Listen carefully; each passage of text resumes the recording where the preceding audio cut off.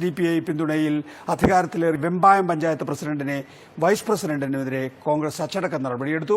SDPI പിന്തുണയിൽ ലഭിച്ച അധ്യക്ഷ പദവി രാജിവെക്കണമെന്ന് നേരത്തെ കോൺഗ്രസ് പ്രാദേശിക നേതൃത്വം തള്ളിയിരുന്നു. ഇതേ തുടർന്നാണ് ഇപ്പോൾ നടപടി ഉണ്ടായിരിക്കുന്നത്. ആദ്യം SDPI നേതാവ് മജീദ് ഫൈസി, സംസ്ഥാന പ്രസിഡന്റ് മജീദ് ഫൈസി ടെലിഫോൺ ലൈനിലുണ്ട്. ശ്രീ മജീദ് ഫൈസി, SDPI പിന്തുണയുള്ള എല്ലാ ഇടങ്ങളിലും LDFും UDFും ഇപ്പോൾ രാജി സമർപ്പിക്കുകയാണ്. SDPIയുടെ നിലപാട് എന്താണ് ഇക്കാര്യത്തിൽ?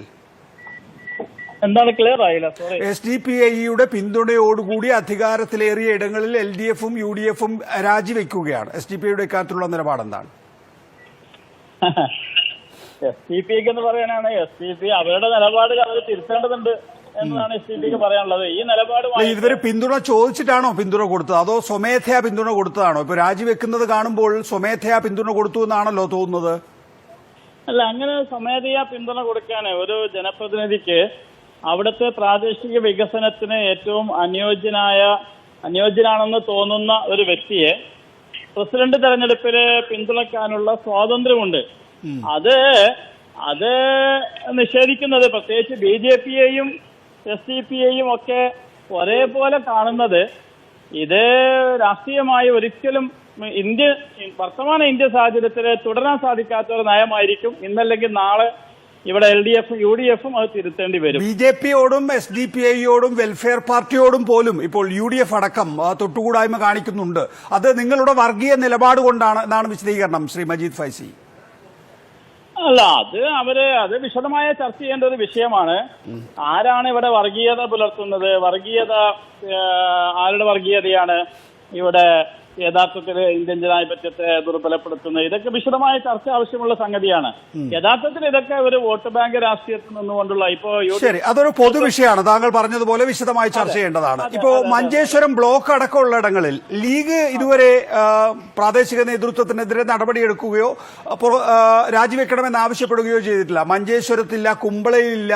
അപ്പൊ ഈ ഇരട്ടത്താപ്പ് UDFന്റെ ഭാഗത്തുണ്ടോ? നിങ്ങൾ പരിശോധിച്ചോ ഈ വിഷയം?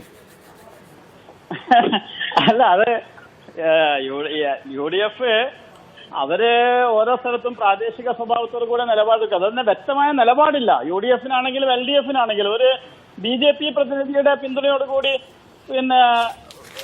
അധികാരത്തിലേറിയ കോന്നിയുണ്ടല്ലോ LDFല്.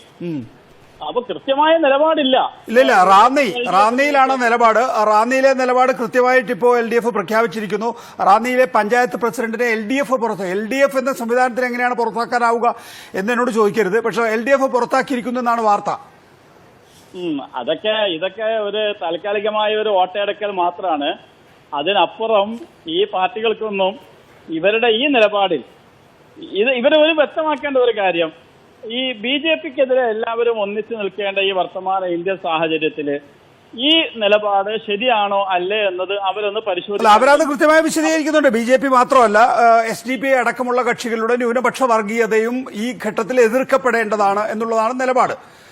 ന്യൂനപക്ഷ വർഗീയത എന്നുള്ളത് ഒരു ആരോപണം മാത്രമല്ല. ഞാൻ അവരെ വെല്ലുവിളിക്കുകയാണ് തെളിയിക്കുക. പരസ്യ സംവാദത്തിന് നികേഷ് അതിന് മധ്യസ്ഥനാകാൻ ഞങ്ങൾ സ്വാഗതം ചെയ്യുന്നു. നികേഷിന്റെ മധ്യസ്ഥതയില് ഞങ്ങൾ പരസ്യ സംവാദത്തിന് തയ്യാറാണ്.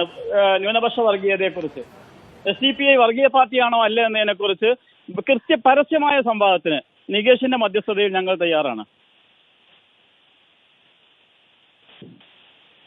ഹലോ, വ്യക്തമാണ്. ശ്രീ മജീദ് ഫൈസി, ഞാൻ മടങ്ങിയെത്താം താങ്കൾക്ക്. ആലിച്ചൻ നമ്മോടൊപ്പം ഇപ്പോൾ ടെലിഫോൺ ലൈനിലുണ്ട്. അദ്ദേഹം